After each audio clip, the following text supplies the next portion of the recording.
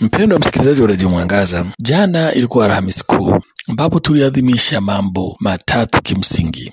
Tuliadhimisha kuwekwa kwa sakramenti Ekaristi Takatifu, kuwekwa kwa daraja takatifu, na tukaadhimisha ile amri kuu ya mapendo. Katika misa ya karamu ya Bwana, Yesu amewaosha watu miguu na ameweka sakramenti ya Ekaristi, na hapo akaweka sakramenti ya daraja takatifu. Wakati ule tunaambiwa kwamba nimetamani kuila Pasaka hii pamoja nanyi kabla sijapata mateso. Yesu alitamani kabla ya kuteswa kwake ale Pasaka pamoja nayo. Akawapa furaha, lakini akitabii kwamba sasa hivi anaelekea mateso. Leo siku ya Ijumaa Kuu, kanisa linatafakari kuhusu mateso na kifo cha Bwana wetu Yesu Kristo pale msalabani.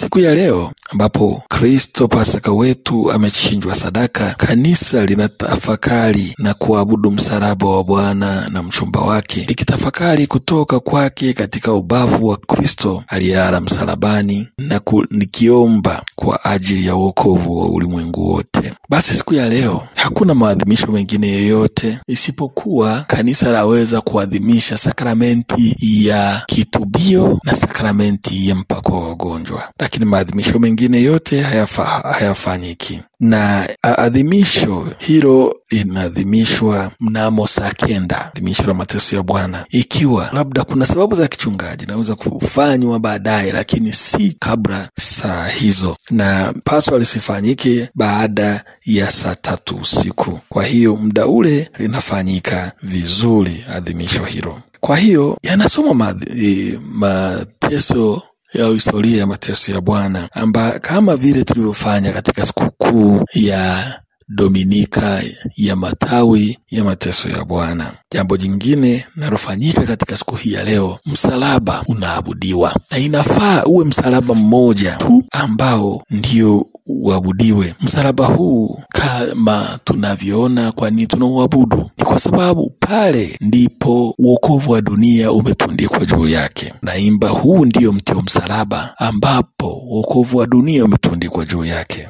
Mpendwa msikilizaji, maadhimisho hayo ya mateso ya Bwana yanatufundisha kwanza kujitoa sisi wenyewe. Bwana wetu Yesu Kristo amejitoa mzima, amejitoa kwa ajili yetu awe sadaka, amechinjwa sadaka pale msalabani, na kwa damu yake sisi tumepata kuokoka. Katika siku hii ya leo, baada ya adhimisho la mateso ya Bwana, hufuatiwa na muda wa kutafakari. Tunaendelea na tafakari mpaka siku ya Jumamosi Kuu, kitafakari yote ambayo Mwenyezi Mungu, upendo wa Mwenyezi Mungu kwetu, huruma ya Mwenyezi Mungu kwetu, na jinsi mwanadamu aliye kigeugeu ameweza kweli kufanya maisha yake yaendelee kutesa na kuharibu uso wa dunia. Tazama, katika uumbaji kila kitu kilikuwa chema, lakini mwanadamu kwa ukaidi wake mambo yanaendelea kuharibika siku mpaka siku. Watu tunaua. Tunaweza leo tukafikiri kwamba walioua ni Wayahudi, wamemuua Yesu, lakini sisi wenyewe tunaendelea na mauaji mbalimbali, mauaji ya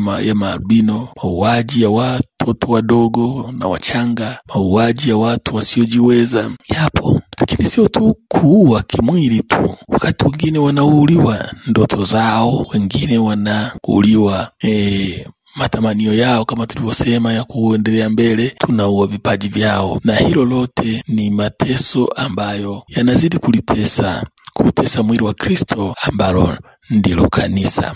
Basi siku ya leo tukitafakari mateso yetu hayo, na tukitafakari ukaidi wetu unaofanya watu wengine wateswe, tumuombe Yesu Kristo aliyejinyenyekeza akawa mtii hata mauti, na mauti ya msalaba, na sisi tujaliwe kupata fadhila ya unyenyekevu.